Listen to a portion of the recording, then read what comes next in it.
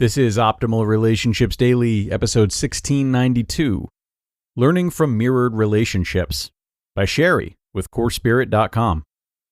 Hello, everybody. Welcome back to Optimal Relationships Daily. I'm your host and narrator, Greg Audino, here with you every single day of the week, reading to you from and offering commentary on different articles that are all geared towards building better relationships. And this time, we'll be introducing yet another new author to the show, which we have been fortunate enough to be doing a lot of lately, not just here, but throughout the whole network. A little more about CoreSpirit.com after the reading. First, let's check this article out and start optimizing your life. Learning from Mirrored Relationships by Shari with CoreSpirit.com. It occurred to me recently, 6 years into my relationship with my soulmate partner, that my last relationship before I met my husband was a mirror relationship, meant to show me how frustrating my behavior had been toward past partners. I was writing about using contrast when the universe gives you the opposite of what you're wanting for yourself, and it suddenly dawned on me that my last relationship before I moved from North Carolina to Georgia was not only contrast, but a mirror meant to show me all the behaviors I had exhibited in previous relationships and how they did not serve me when I was seeking my soulmate partner. Now, just because it took me 6 years to realize this information, that doesn't mean that I didn't put what I've learned into action before now. I absolutely did. I remember in the moment thinking about how frustrating that partner was, and why and how it was similar to how I had behaved in the past. But I didn't make the full connection until yesterday. Many people who talk about twin flame connections talk about how twin flames are often a mirror of their shadow self. I have to admit that for the most part, I view twin flame connections as trauma bonds. But this experience and epiphany may change my view a bit. I can see how this particular relationship may have fallen on the side of the continuum of relationships as more of a twin flame than anything else. He and I did share trauma, but that trauma was mostly self-induced and based on the behaviors I recognized as mirroring my own. So, what behaviors did I see him mirror? He was passive-aggressive, uncommunicative, and emotionally manipulative. I remember writing him a letter to help him understand why I no longer wanted to see him, and including specifics of how his own behavior was hurting him far more than I ever would.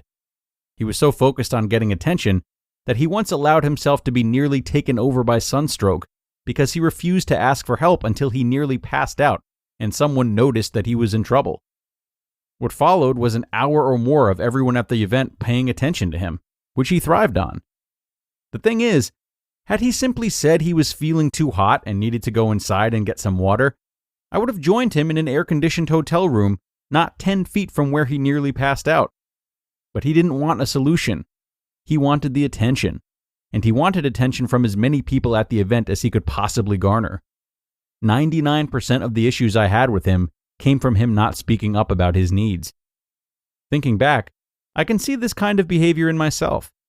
I would go off on my own and sulk until someone asked me what was wrong, rather than just speaking my needs to my partner. The fact that I had chosen partners who didn't care had far less to do with my emotional manipulation than my own desire to be seen and paid attention to. I remember a trip to Phoenix, Arizona, where I was tertiary to the relationship. While the other woman was along to play and have fun, I was left to handle the business, the formal dinner service, and cleaning up after the other woman and our shared partner. I spent a lot of time that weekend by myself because I felt invisible around them and I didn't know anyone else. I went for walks, found corners to sit and watch people, etc. On the whole, I was miserable, and I'm pretty certain, at least subconsciously, that I wanted them to be miserable too. I didn't get anything I wanted during that time. My surly demeanor meant the partner and the other woman felt justified in leaving me alone and cleaning up after them. My refusal to speak my needs to them left those needs unfulfilled. At the time I was dating that last man before I met my husband, I was running 3+ miles a day in the morning before the North Carolina heat kicked in. My partner spent the night at my house and insisted on getting up with me to run. He was significantly older than I was and in poor health, so he didn't really want to run with me. The problem wasn't that he wanted to come with me, or that I thought I'd have to slow my run for him to keep up. but that he wanted me to walk with him instead of sticking to my routine of running to the track, down the street from my house, and then running my 3 miles before walking home again. But he didn't tell me any of this. He just cried as he walked home from the track as though I had purposefully left him behind. I have memories of what it felt like to be on his side of that equation. When we don't love ourselves or believe that we are worthy of love, everything feels like a rejection because we don't speak up and let others know what we need from them. We often feel left out of others' interactions because we've isolated ourselves. And then the resentment builds even more as we watch others do what we wanted to do with the people whom we wanted to do it.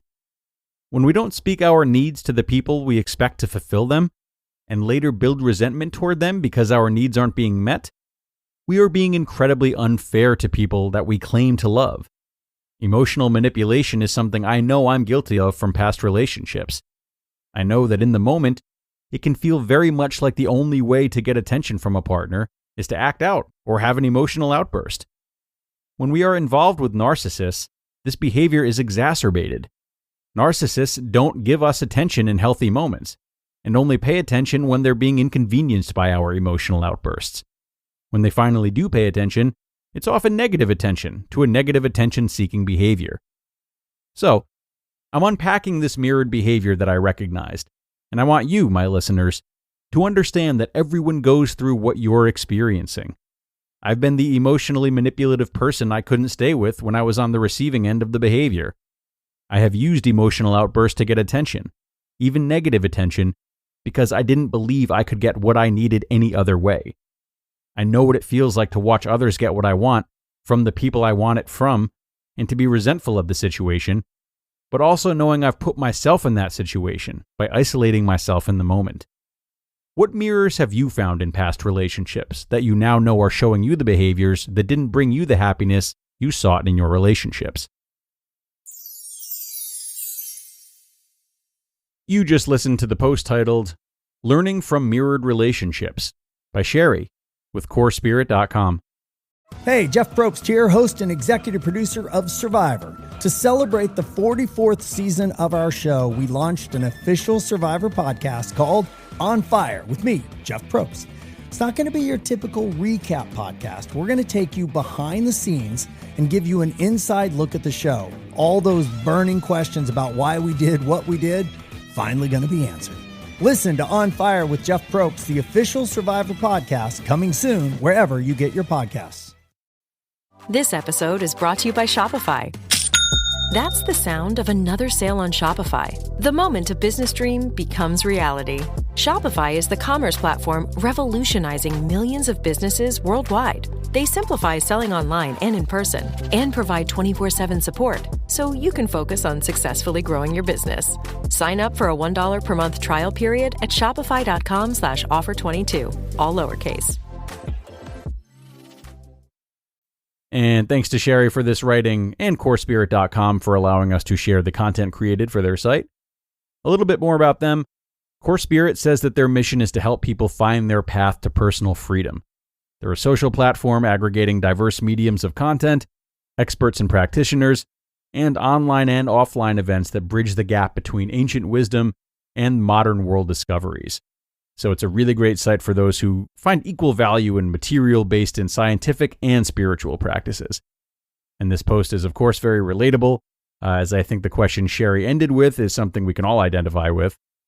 We really stand to learn arguably the most about our own traumas and or shortcomings when we deeply question and examine the struggles in our relationships.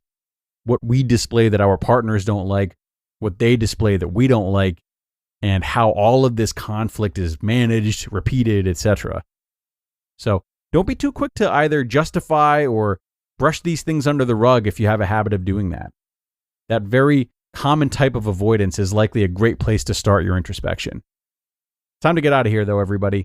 Stay ever inquisitive about your relationships, keep reaching for new heights in them, and I will be back with you again tomorrow to help you do so. That's where your optimal life awaits.